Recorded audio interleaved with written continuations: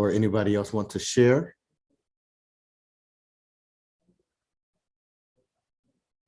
I was going to say the same thing, just understanding music theory and just getting a better understanding for our craft. Cool. All right. I'm liking these answers. Really good answers so far.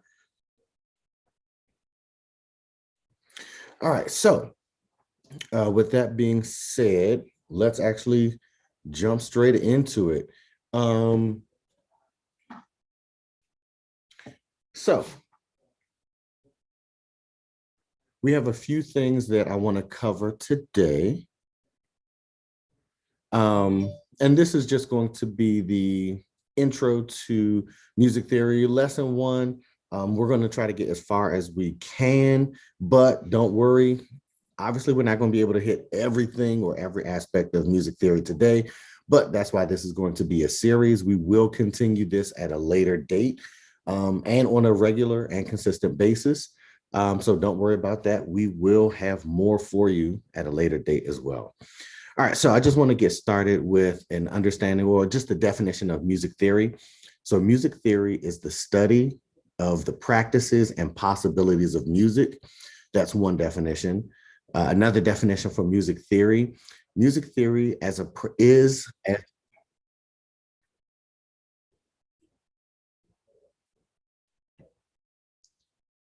All right, I'm going to take that back. So we're going to start with a few definitions of music theory, just so we can have a good groundwork, good foundational point for us to start. So one definition of music theory is the study of the practices and possibilities of music.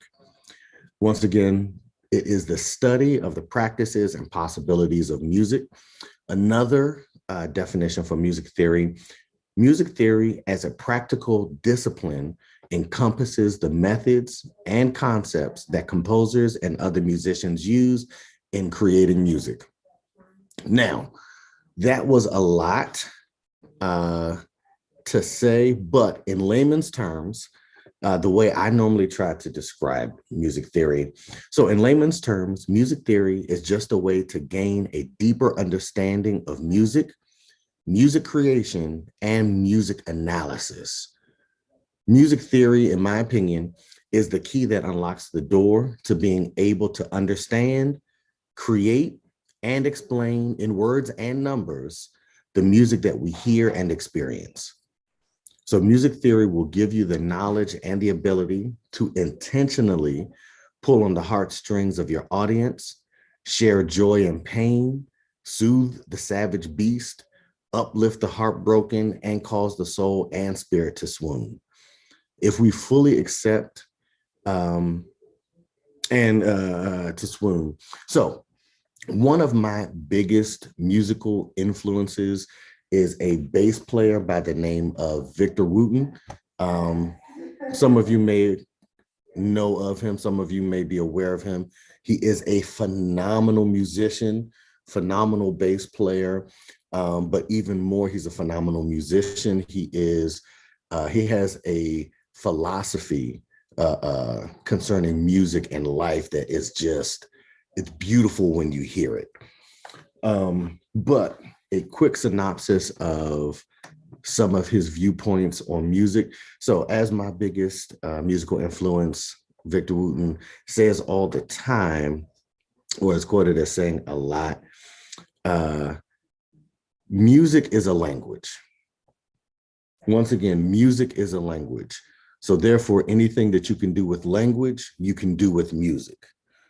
If I'm speaking, I can convey information to you and with you. We can transfer information between people with the language. We can do the same with music. I can transfer emotions and feelings through a language. I can do the same with music, or we can do the same with music. We have the ability to express ourselves through a language. We also have the ability to express ourselves through music. Now, if we fully accept that notion, then the knowledge of music theory can help take you from a novice to an expert. Now, once again, just like with the language, there have been very eloquent people who've been able to convey ideas, unique ideas, who maybe couldn't read, maybe couldn't write. But when you have the ability to read and write, when you have the ability to analyze your language, it allows you to do things that may not have even come to your mind or come to thought with your language. The same thing applies with music.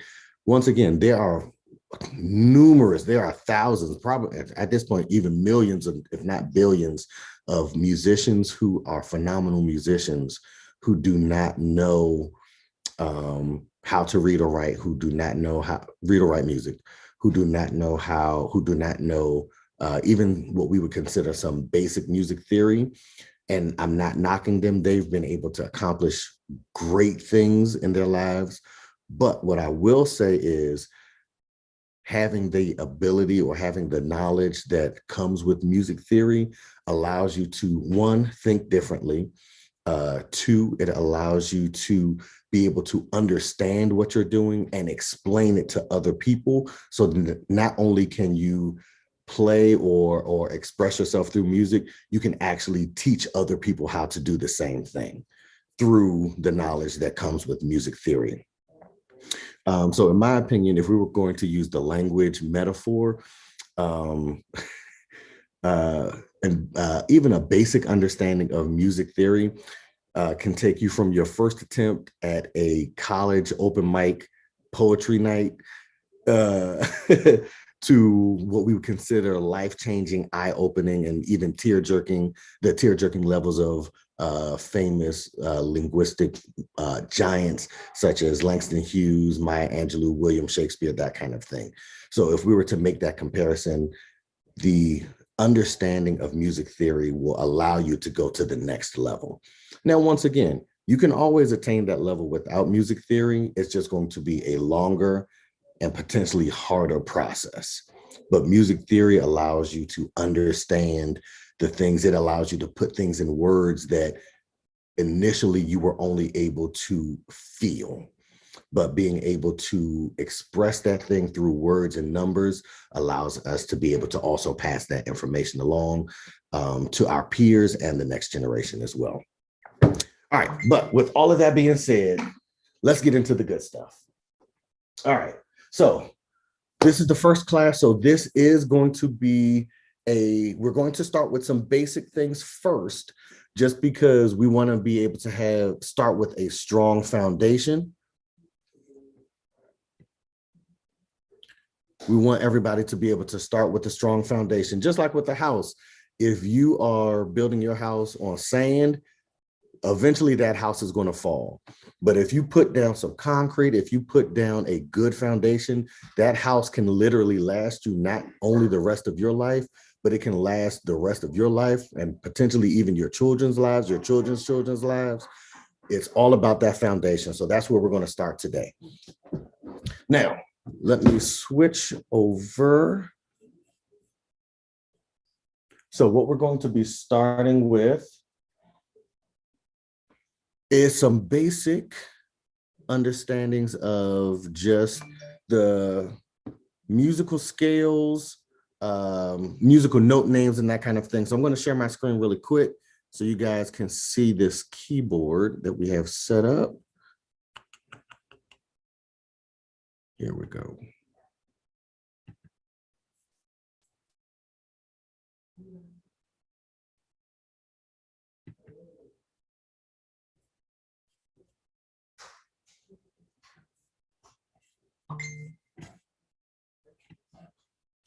All right, give me 1 second. I just want to get this shared.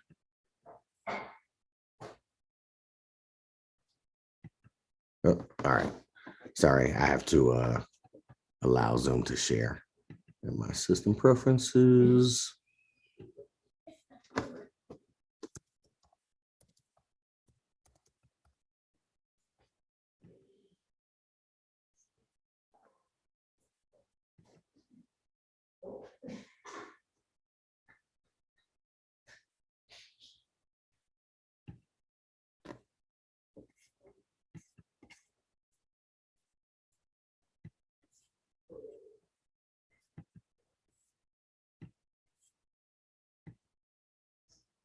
All right. Can you guys see my screen? Yes, we can. Yeah. Perfect. Okay. All right. I'm kind of liking this. All right. This is looking nice. All right. So as you can see, I have a basic piano set up here. We have white keys and black keys. White keys are on the bottom. We have groupings of 2 black keys and groupings of 3 black keys. This is just, it just allows us to really pretty much really just help keep our place as we're playing. The more you use it, the more it makes sense. Trust me, it will. So let's start with a basic major scale. I'm going to choose to be in the key of C today, just because, or at least C right now, just because that allows us to only have to worry about the white keys right now. So if we're in the key of C major, it's all the white keys. We're not using the black keys right now. C major is only going to be using the white keys on your on a piano setup. So let's start with understanding what actually a major scale is. So we do have what's called the musical alphabet, A, B, C, D, E, F, G. Once we get to G, it jumps back to A. So we actually are repeating those seven note names, A, B, C, D, E, F, G. Once we get to G, we jump back to A and repeat A, B, C, D, E, F, G, A, B, C, D, E, F, and G. So those are the letter names that we use in the musical alphabet or in our musical alphabet. But today we're going to be starting with the letter C because we're going to be playing a C major scale. So what I want you guys to really listen to, I want you guys to really listen to what the major scale sounds like, because whether you, oh, yes. Darrell, you have your hand raised. You have a question?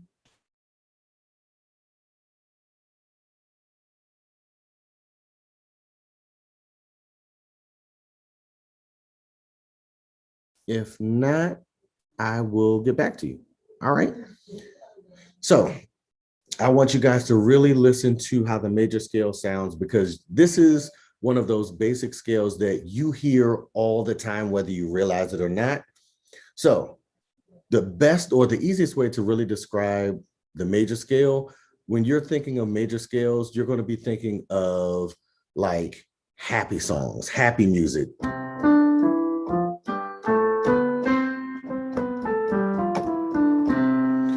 Also, for those of you who I'll say enjoy I guess what people would consider now some older movies or older musicals. In The Sound of Music, everybody's probably heard the solfege do, a deer, a female deer, red drop of golden sun. That thing, they're going up the major scale. So you've heard it before. Do, re, mi, fa, sol, la, ti, do. C, D, E, F, G, A, B, C. So it's the scale that you've heard literally your entire life.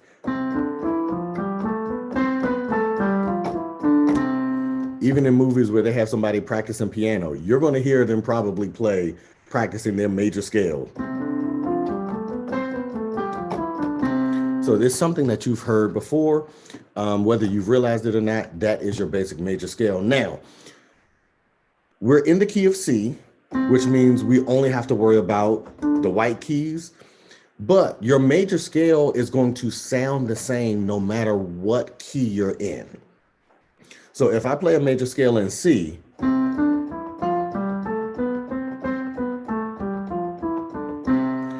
it's going to sound the same as if I play a major scale in D flat, which is just a half step above. So I'm going to need some black keys for this one.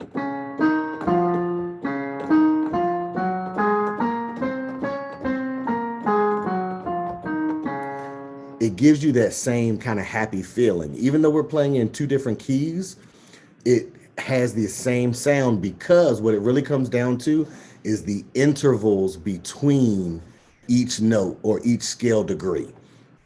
And when I say scale degree, I just mean the space between consecutive notes. So for example, if I'm playing C and moving up to my second scale degree, D, that would be a whole step.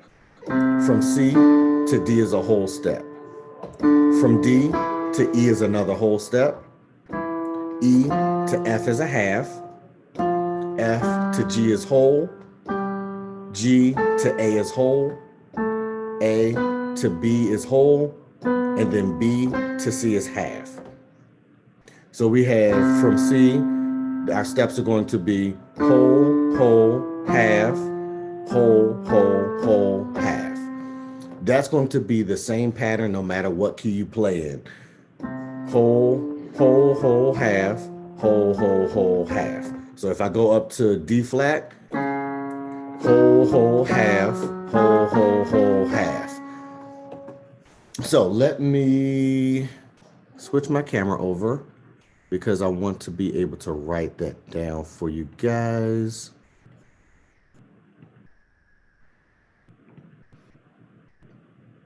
There we go.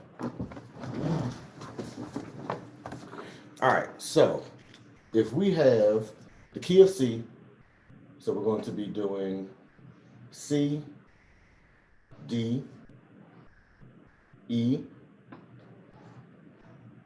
F, G, A, B, and then back to C. We have C, D, E, F, G, A, B, C. The interval between these notes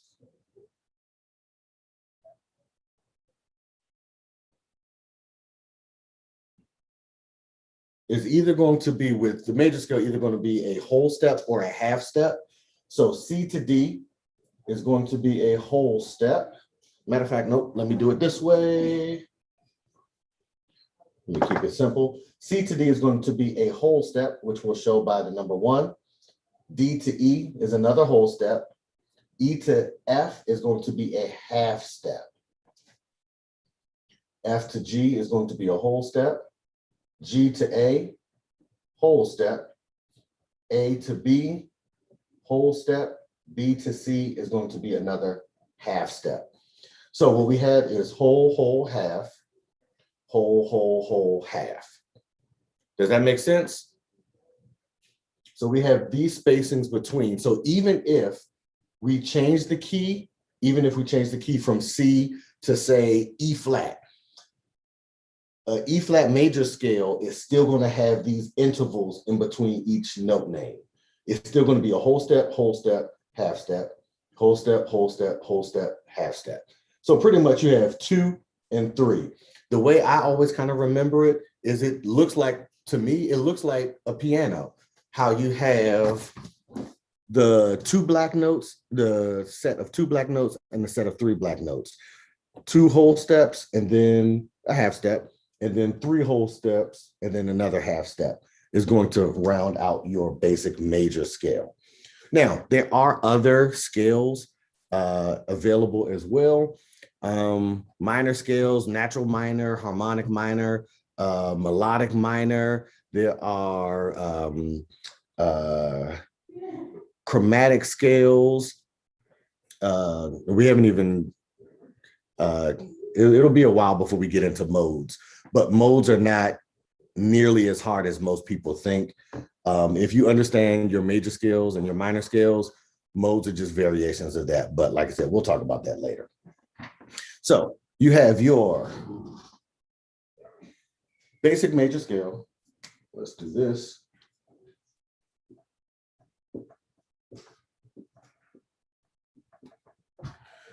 Major scale, no matter what key you're in, this is always going to be the intervals between your notes. So let me jump back over here so we can show that again.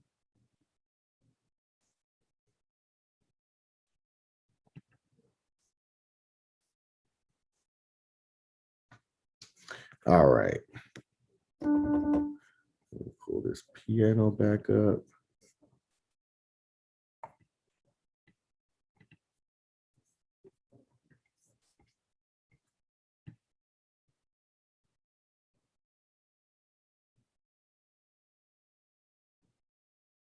Oh, might help if I actually go to, here we go. All right.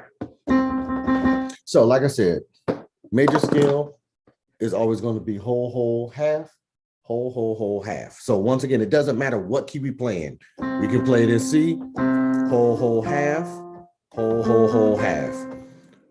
C sharp, same thing as D flat, whole, whole, half, whole, whole, whole, half. We can play it in D, another half step up. Whole, whole, half, whole, whole, whole, half. It's going to be the same no matter what. I mean, we can jump to A flat. Whole, whole, half, whole, whole, whole, half. You get that same major scale no matter what key you play in, as long as you play those intervals, as long as you play those spaces between your notes consecutively, it will always be a major scale. All right. So before we move on, are there any questions?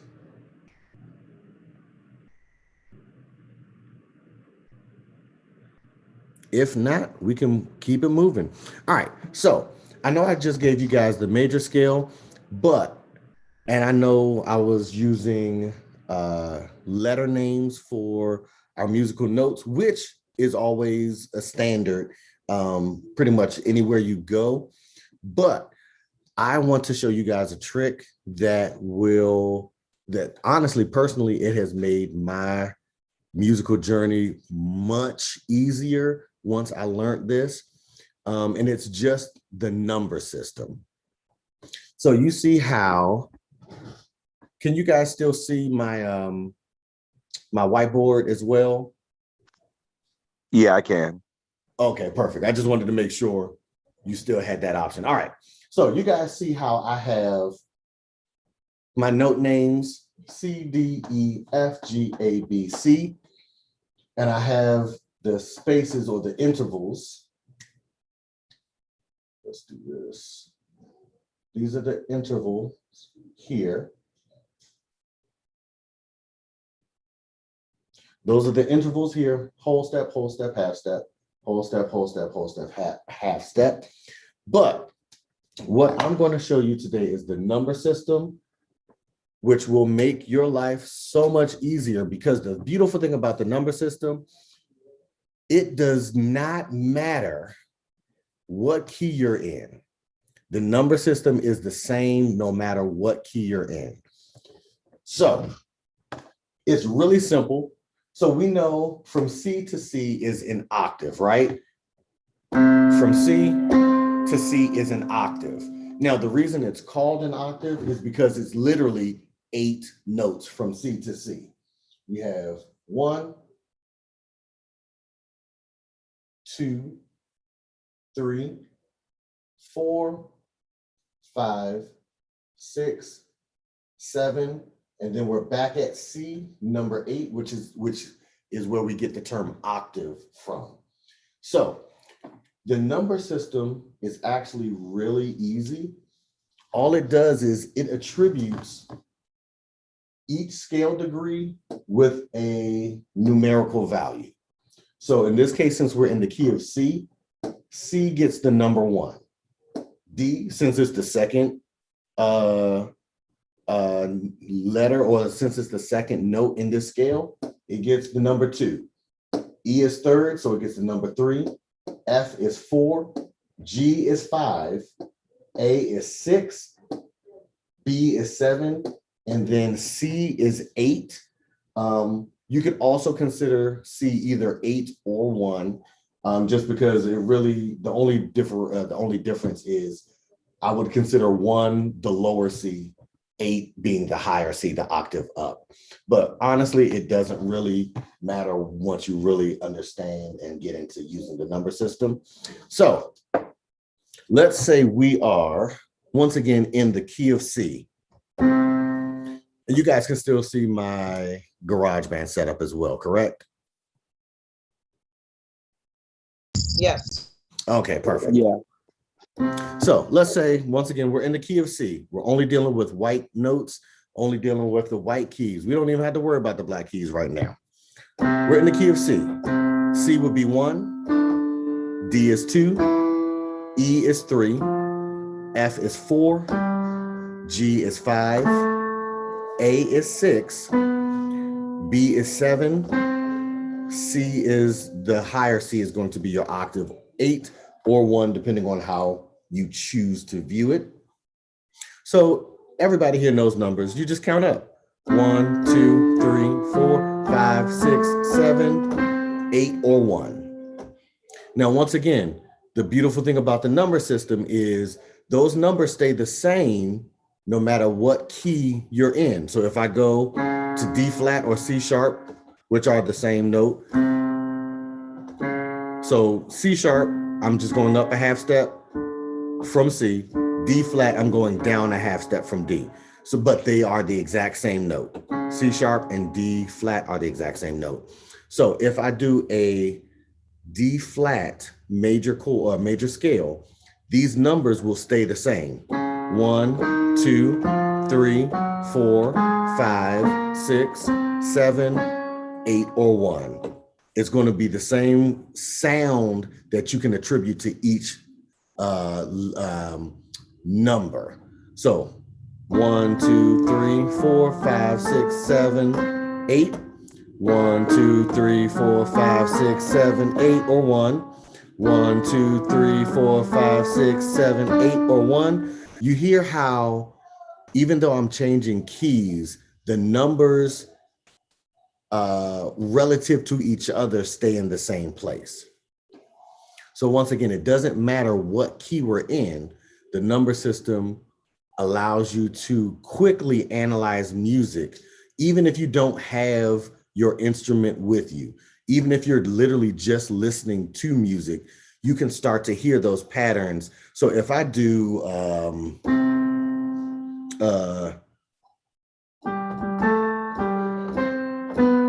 Happy Birthday, I can now start to learn that melody, or I could analyze that melody, even if I don't have my guitar, if I don't have my keyboard, if I don't have my bass or anything else. I can analyze that melody strictly using the relationship of the numbers and the intervals between those numbers. So I can see it on the piano now because I'm looking at it, but even if I didn't have the piano, if I understand the tonal center or the key that I'm in and how every other note in that scale relates to my tonal center, I can analyze what that melody is. So if I'm doing Happy Birthday, that would be 5, 5, 6, 5, 8, 7. But once again, using the number system, I can do that in C.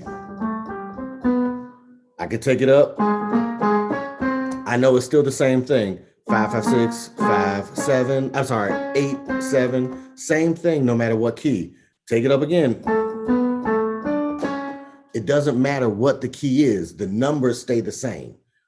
So either way, if you hear it, even if you don't know what key it's in, you can still figure out what the pattern is if you don't have your instrument, or if you don't have a way of discovering or figuring out exactly what key of piece of music is in, you can still analyze that music theoretically based off of the relationships between the intervals of the notes that you're listening to.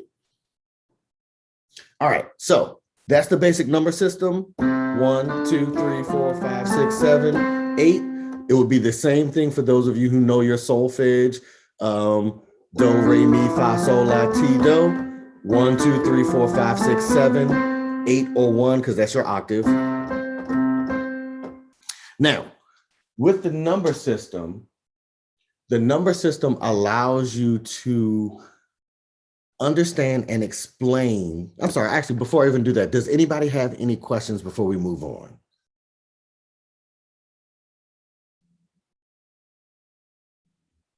If not, we will keep trucking forward. All right.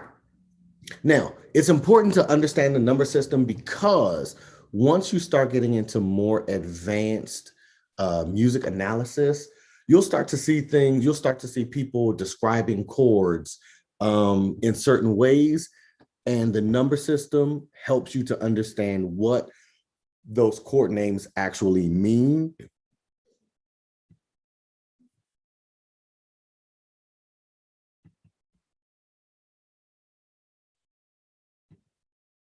There we go.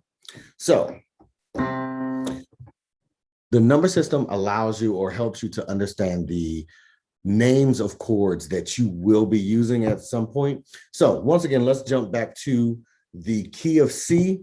We already talked about C major scales.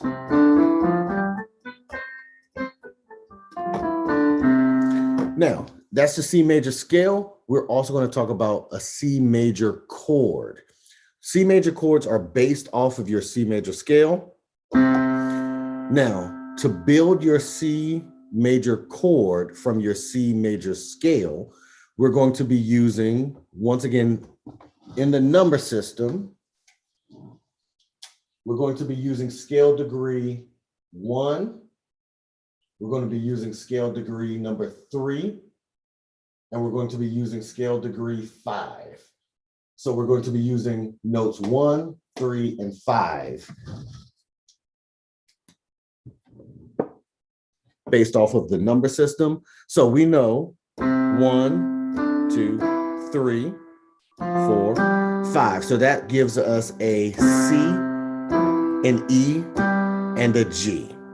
So this is going to be your basic C major chord, C, E, G. Or you can look at it number-wise, 1, 3, 5. We could even add the octave, 1, 3, 5, 8, or 1, because it's still the same, because it's the same note, even though it may be in different registers. Basic C major scale, 1, 3, 5, 1, 3, 5. Now, when we are doing these scales, if I'm playing a C major scale, a C major chord in the key of C major, I could consider this, just like with the number system, C is 1 in the C major scale. A C major chord in the key of C is going to be considered chord number 1. Because the root of that chord is the first scale degree of our scale, or of the key that we're using. So we're in the key of C. C is the first note in that C major scale. It's also the root note of our C major scale, C major chord, I'm sorry. So C major is going to be considered the first chord in the C major scale. Now, just like we can move up one note at a time, C, D, E, F, G, A, B, C, we can do the exact same thing with chords or chord shapes. Now, again, I'm going to use the key of C just because it'll be a little bit easier to see the chords moving. So if I take all of these chords, all of these notes, C, E, and G, and move them up by one note in the key of C or in the C major scale. So this C will become a D, this E will become an F, and this G will become an A. This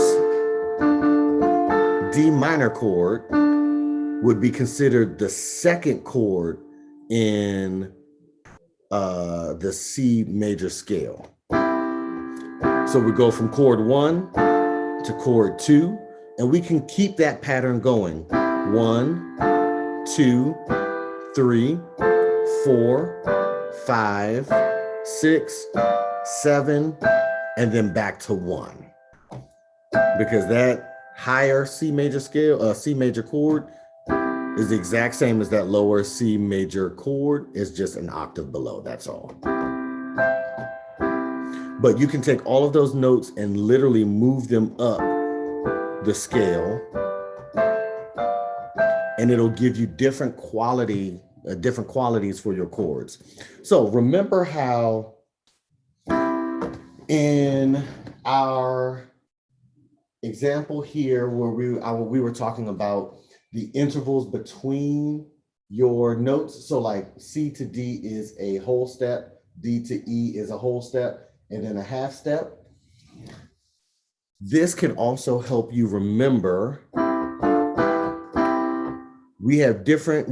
If we're going inharmonically up the scale, and inharmonically means we're only using the notes in the C major scale.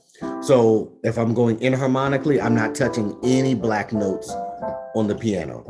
But if we go up inharmonically, chord 1 is going to be a C major chord, or it's going to be a major chord. C major. So let's actually write that up here. Now, I'm going to end up using Roman numerals to describe if a chord is going to be major or minor. So if I use capital numbers, that means capital letters is going to be major. If I use lowercase letters, it's going to be minor. So for example, since C is the first chord, I'm going to use the Roman numeral number 1, which is a capital I, because we know it's major. Chord number 1 is going to be major, so I'm going to use a Roman numeral 1, capital 1, to show that it's major. Now, our second chord is actually going to be a minor chord. Now, you can tell your minor chords because they tend to make you feel more sad than happy.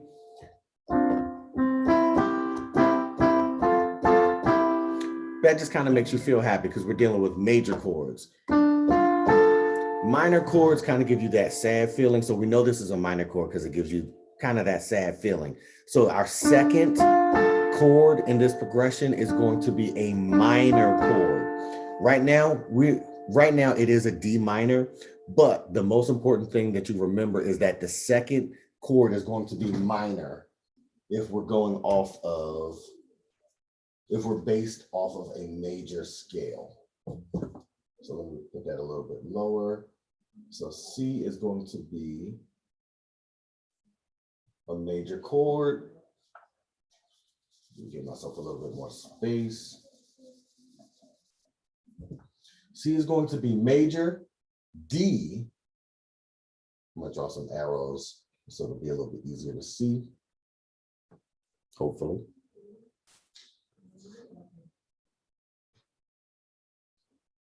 All right, C is going to be major. D is going to be minor, so I'm going to use lowercase Roman numerals. 3, so we had 1, 2, 3, which is going to also be an E minor chord. So we're going to use 3 lowercase i's to show that our third scale degree, if we build a chord off of that, is going to be minor. Now, our fourth scale degree, F, this is going to be F major. So let's make that capital Roman numeral 4.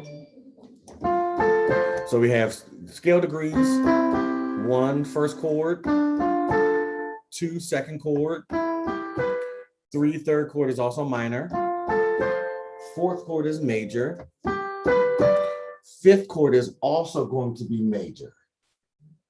So in this case, we have a G major as our 5 chord. So we're going to use a capital V Roman numerals. 6th chord. That kind of makes me feel sad again. So I know that's a minor chord, A minor. So we're going to use lowercase Roman numerals.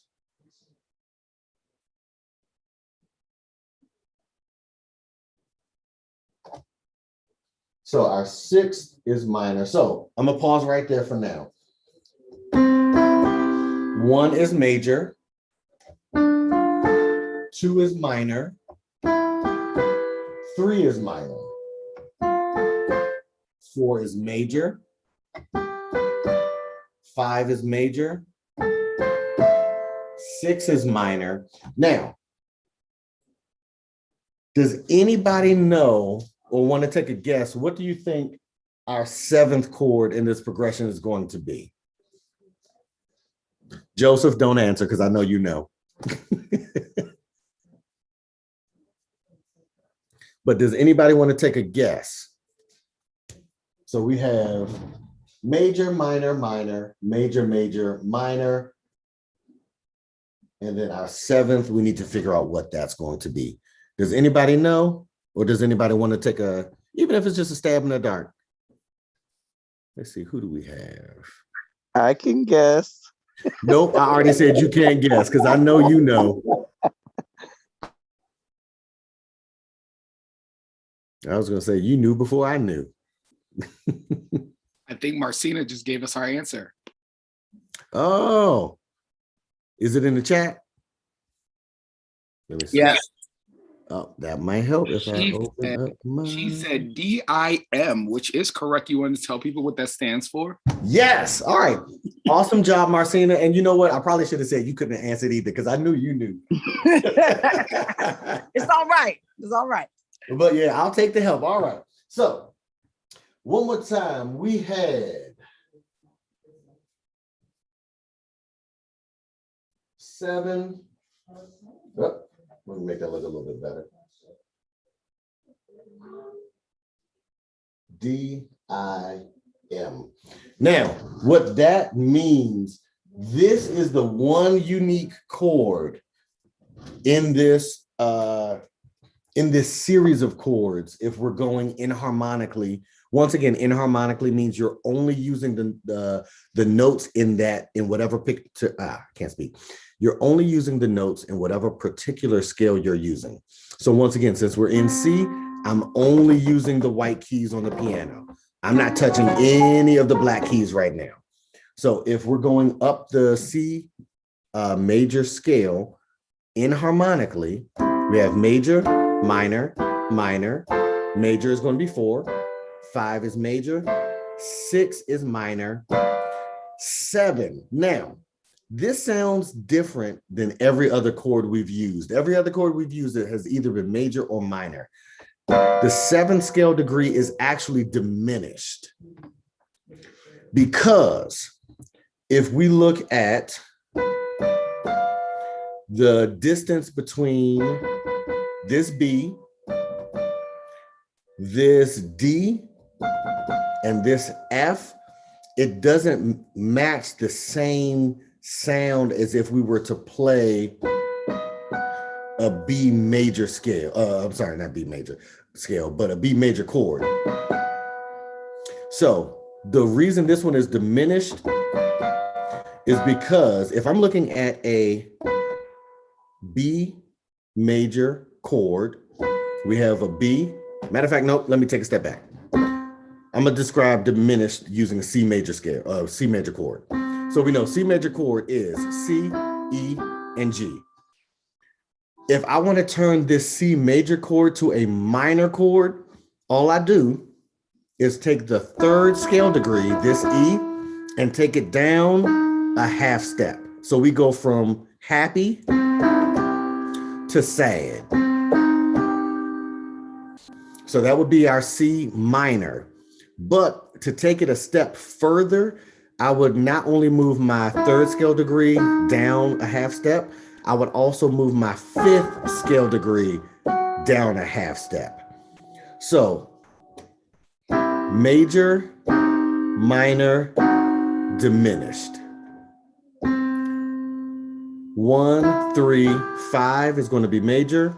1, flat 3, 5 is going to be minor.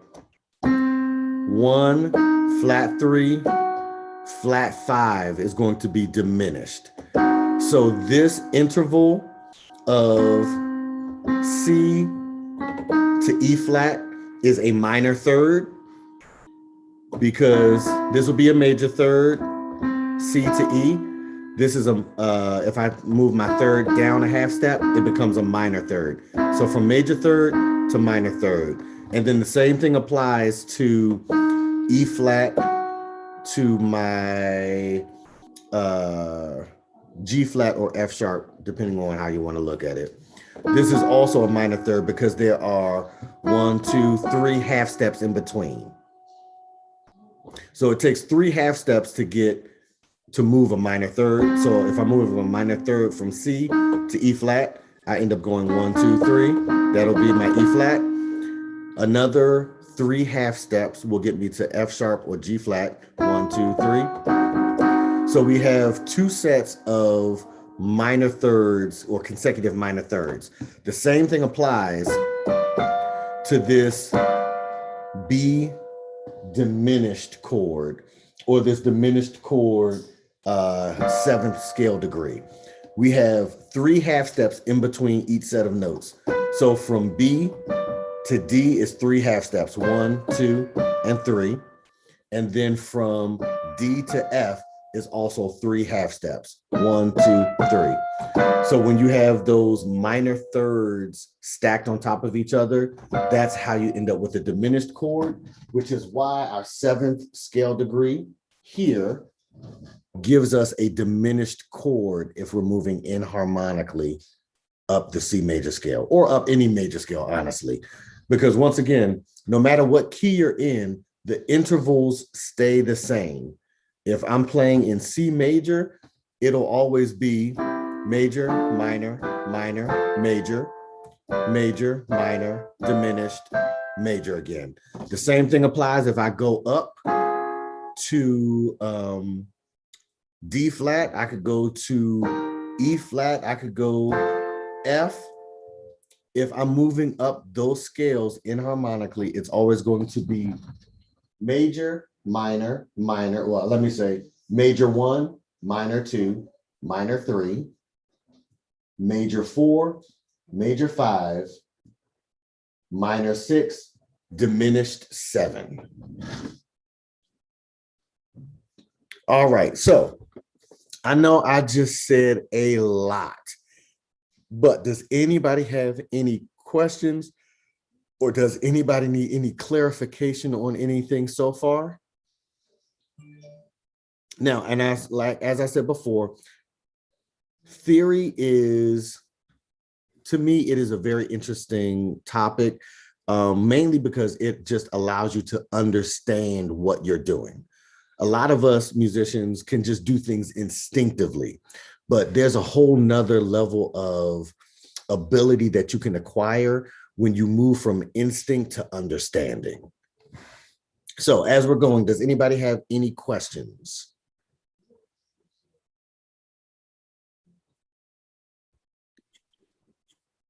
John, I have a question. Yes. So my question is for those who may not know, when we're learning like the number system, does that number system also work for every instrument? That was actually a really good question. Yes, the number system works. The number system is universal. As long as you are playing an instrument that is based off of Western tuning, which is what is it? How do I want to say this? 12-tone equal tempered system of notes where we have half steps. We're not dealing with semitones or semitonal music. We're just dealing with Western half steps here. So no matter what instrument you're playing, according to Western theory, Western music, and Western tuning, the number system will work with any instrument you play. So it doesn't matter if you're playing piano, if you're playing guitar. Let me switch this over.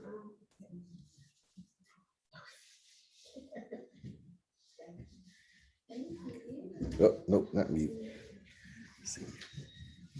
So if you are, hopefully you can come watch 19th. My mom will text you. All right. So we were in C earlier. 1, 2, 3, 4, 5, 6, 7, 1. The same thing applies on any instrument. So if I'm doing C again, if I want to play the 2 chord in that key, now I'm playing sevenths as well, but matter of fact, no, let me just keep it simple.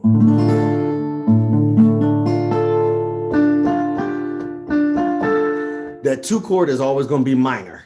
Same thing with 3. So my 1 here is going to be the same as my 2 here. Going to be the same as my 3 here. Same as my 4 here. So no matter what instrument you're playing, the number system works, which is why so many instrumentalists, let me take that back, which is why so many musicians, because also vocalists are included in this as well. That's why so many people in music use the number system, because it is a very effective and quick way of explaining a musical idea to other people without having to waste time. So if I am, say I am a musician, but say I have been booked for a studio session, and I get the call on Thursday that there's a studio session that I've been hired for on Friday, and they're going to send me the music on Friday.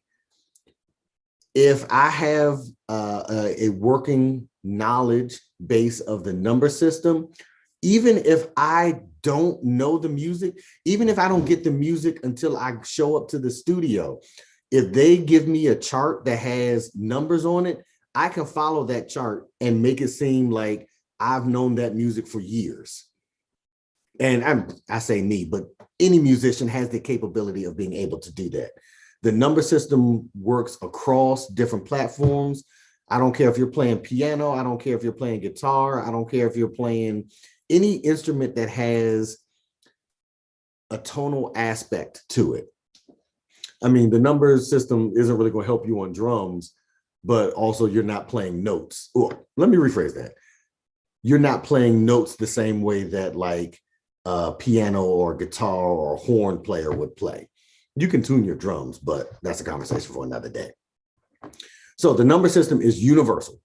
It doesn't matter what instrument you're playing on, the number system works. As long as you understand what the number system is and how it translates to your particular instrument, it will work across the board. So that was an awesome question, Tony. Thank you for asking. Does anybody else have any other questions before we move on? I know we're not going to be going for much longer because once again, like I said, I do want to be respectful of everyone's time, but I feel like we've been able to get through some good stuff so far. But I do want to make sure we get through one more thing really quickly, and then we can be done for the moment, and then we'll pick back up at a later date. All right, so any questions before I move on?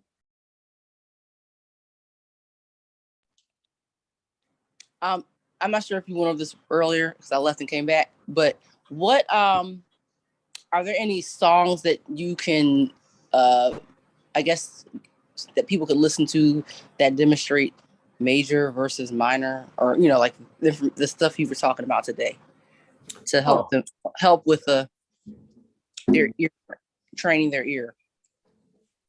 Yes. For our ears. Give me 1 second. That is another amazing question.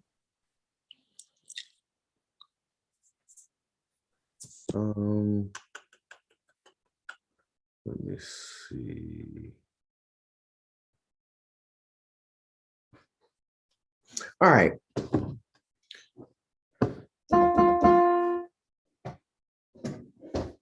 All right, I'm trying to think. I'm trying to think because I have a unique taste in music. So I don't want to give an example and everybody's like, we've never heard of that, Jonathan. happy birthday was one. Happy Yes. birthday.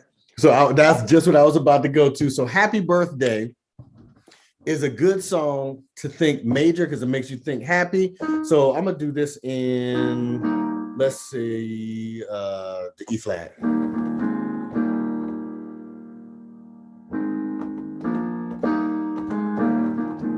Let me take this up an octave.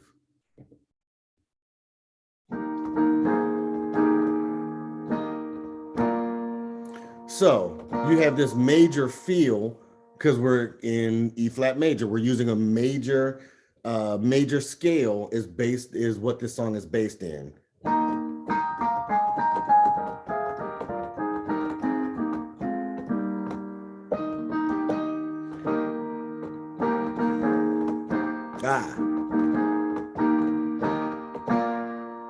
So we have that major feel there.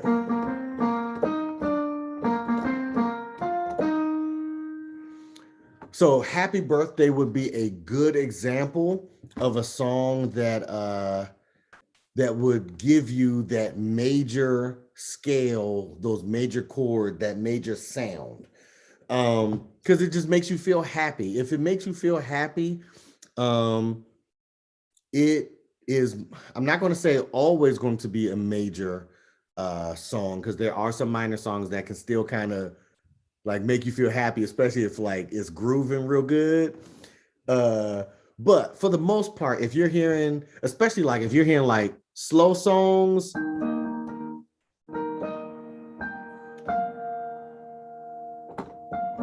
like if we were to do something like Israel and New Breeds, To Worship You I Live.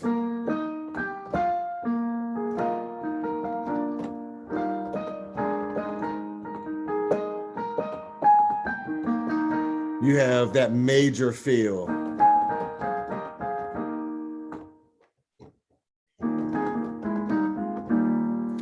Now, if you were to think of a minor song, oh, this will work. Then this is actually a good example, because it has been kind of really like on everybody's minds recently.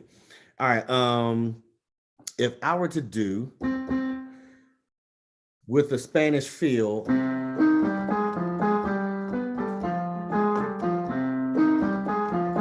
so something like We Don't Talk About Bruno, that's minor.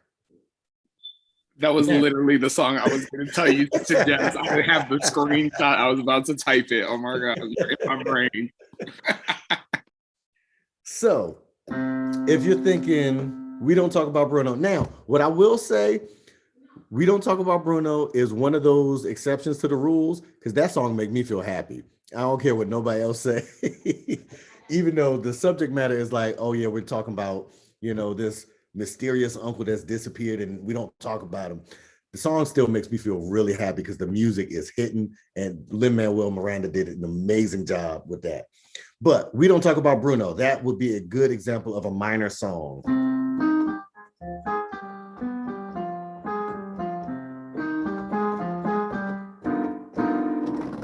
So something like that would be a good minor song. We Don't Talk About Bruno. Happy Birthday would be a good example of a major song that you can listen to help train your ear to be able to tell the difference between major and minor, because they both have distinctive sounds. But if you don't cultivate that skill, I can see how it could be easy to miss the subtlety of, it's literally one note changed. That third scale degree going down a half step changes you from happy to sad, major to minor. So yeah, that would be a good example of one way that you can kind of two songs that you can listen to, or even just sing to yourself, to kind of reinforce the idea of major, minor, and that little difference. Because literally with those major chords and those minor chords, it is literally only a one note difference, but you hear it naturally all the time, whether you realize it or not. All right. Are there any other questions? Because I've been getting some good questions from you guys.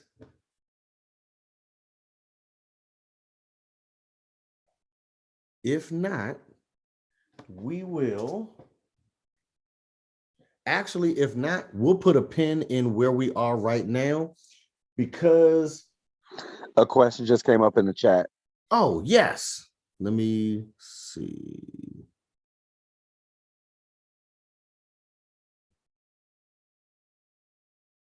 Why am I not? There we are. That's why I didn't see it.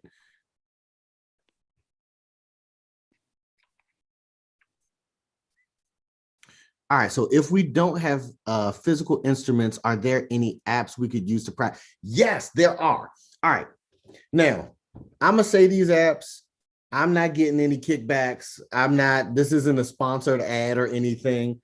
Matter of fact, what I will say is if you go on Google Play, the App Store, anything like that, you can, matter of fact, I'm gonna do it right now to show you that you can do it. If you don't have a physical instrument, let me go to my App Store. I'm pulling my App Store up right now. I can literally just look up, let's say, piano. And it literally brings up apps that you can play piano on your phone or a tablet. Yeah, on a phone or a tablet, you can literally play piano. So like for the first one that pops up is Simply Piano. There's also piano for iPhone. There are free versions. Some of these have in-app purchases as well. There are even apps that can teach you how to play, basic things on the piano, just to get as a very early beginning start, just to kind of understand and feel how the piano works. You can also do that for guitar. Let's see, let me type in guitar.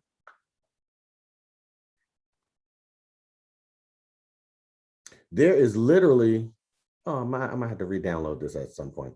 So there's actually an app on here that I used to have on my phone. It's Guitar Elite Chord Player. So it actually simulates a guitar. You can strum the strings and everything. So if you don't have a physical instrument, you can use a guitar app, you can use a piano app, because with the piano app, they are more than good enough for you to tap out melodies, hear chord changes, all of that kind of stuff. They're definitely more than good enough to get that done.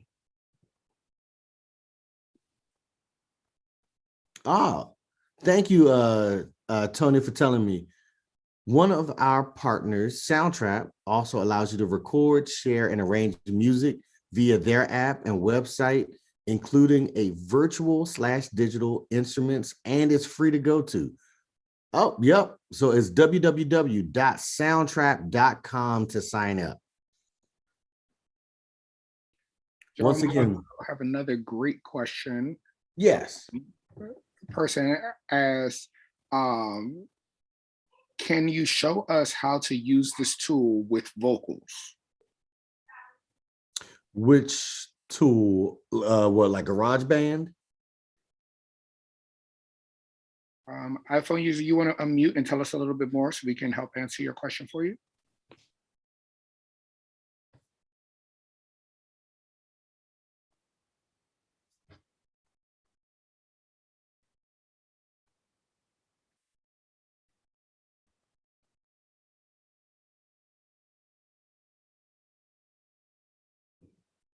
And they say yes. So I think like using GarageBand, using these types of tools as vocalists, how can you use this to kind of help? Is there a way where it can help you to be able to kind of see like the chords you're singing, major, minor, all those different things? Yeah, okay. So yes, there are ways to do that. So for example, so I'm using a MIDI keyboard, and I know you were talking about voice, but I'm gonna get there. I just gotta follow my breadcrumbs. So right now I'm using a MIDI keyboard connected to my laptop, and I'm just in GarageBand right now. So you can see you can see the notes that I play on the actual keyboard on the screen, C, E, and G. But if you notice up in this top section here, when I play notes or when I play chords, it actually will also tell me what chord I'm playing. So right now I'm playing a C major chord, so it's showing I'm playing a C. If I play a C minor 7/9, it shows C minor 7/9. So right now this would be a C minor chord with the 7th and the 9th scale degree. And remember, those scale degrees are just based off of the number system. 1, 2, 3, 4, 5, 6, 7. So I'm playing the B flat, 8, and 9. So you can actually go above 8. 9 is just the same thing as a 2, but we would call it 9 because it's the octave up. C minor 7/9. So it shows you the chords you're playing.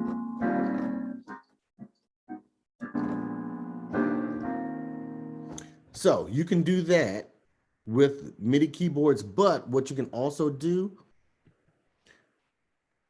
if I were to add a track, let's say using a microphone.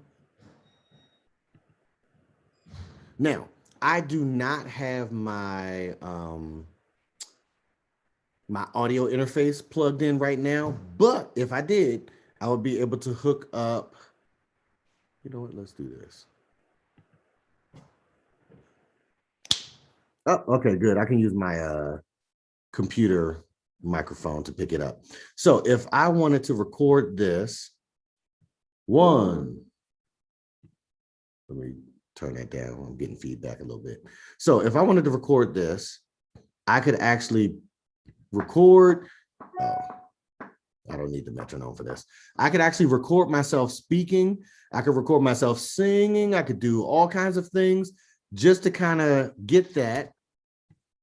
Pause it, take it back.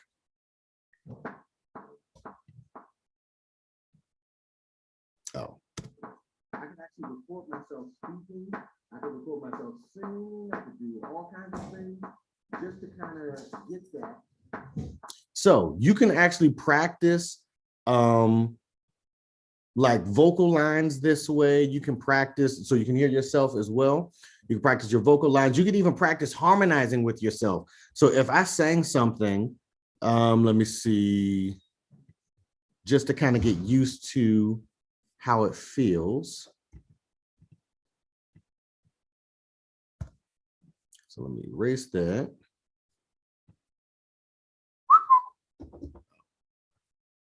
Sorry, I'm trying to get myself a, oh, duh, just do it this way. All right, I'm trying to get myself a key center so I don't be out here sounding bad for y'all.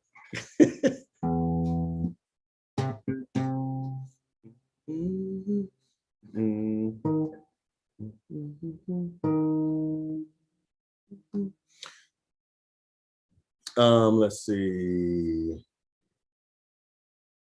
Oh, duh, wait, let me check something really quick. Do I have it on here?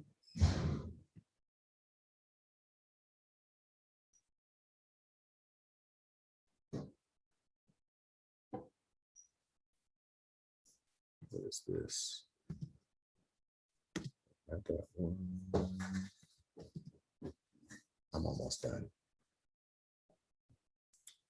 Let's see. Not that.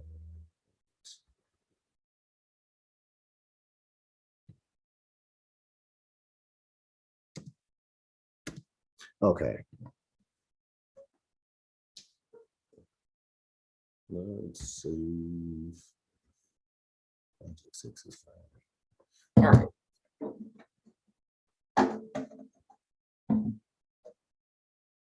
So let's say we had a piece of music that you wanted to work on, but you wanted to work on your vocals with that as well. All right, so I'm about to play something as an example.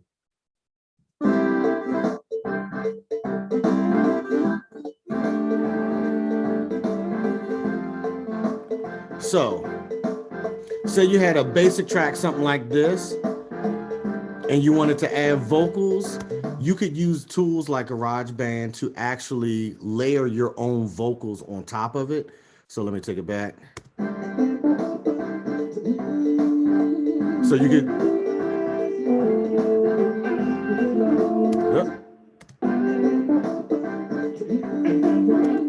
wait a minute, is that off? Let me do this. That one, solo, solo. Ah, did you get shifted? Maybe. Let me try that.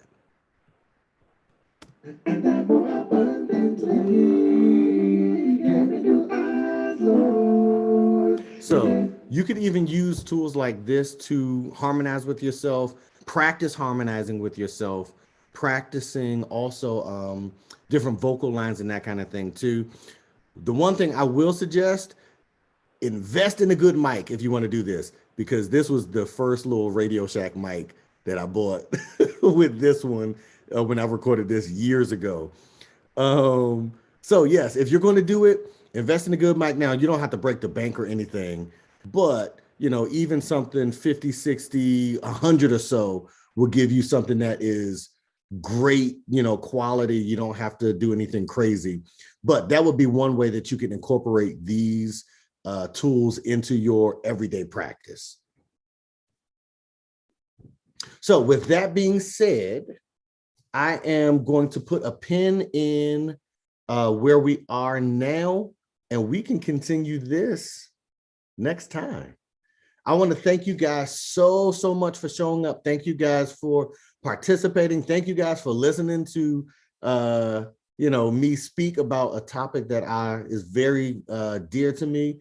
And just thank you guys. I can't wait to see you guys next time. Can't wait to see you guys at the Artist Shed. Thank you, old girl. Give us some reactions. Let us know that you enjoyed what Jonathan was teaching. Jonathan will be doing this course every third Saturday at 10 a.m. the same time, so you can sign up for it underneath our service sections. Our workshops are always meant to be free. It is a part of nonprofit work that we do. We also next week will have Musicianship Monday being taught by one of our artist development coaches, Latrice Lavender. We also have music production and technology coming up. We have tools and tactics where you can learn, those of you who want to learn all the different apps that you can use to make your artistry journey a little bit easier. We also have our TAA patented Artistry Academy that is coming up as well. So we also, for those of you who are interested in rap, we have a rap history class being taught by one of our amazing rap artists and relationship managers, Warren Peace. So we have so much coming for you every month. Please keep coming back. Come to the other classes. If you take all of these, you will definitely see yourself grow exponentially. Before you leave, please take a moment to complete our survey that we put in the chat. The survey helps us to be able to continue to provide these types of workshops, as well as continue to expand what we can do as a nonprofit for artists. So please, please, please fill that out for us. It greatly helps and appreciates. You can sign up for all of these workshops and more at www.tonyartistry.com and look underneath services. They are open to all members. And we do have a free membership all the way up to paid membership. If you have more questions and want to learn more about Tony A Artistry, we will stay on for a few moments to help you out. Thank you. We love seeing everyone who is putting survey complete in the chat. This was amazing turnout for our very first one. We are just getting started. We hope to have these Zoom meetings packed and to do breakout rooms and sessions and really get you all engaged and working with stuff as well. So feel free to stay on for a moment if you have any additional questions. But outside of that, we thank you. And you can always review this. This is on our YouTube channel, Tony A Artistry Foundation, Inc., and also will be on our website underneath our workshop videos. So plenty of ways to rewatch this so you can keep studying between now and the next class. Thank you so much, everyone. Have a wonderful day. And again, if you have questions that you need to answer, or you want to learn more information about becoming a member of Tony A Artistry, please feel free to stay on, raise your hand, let us know so that we can take a moment to chat with you.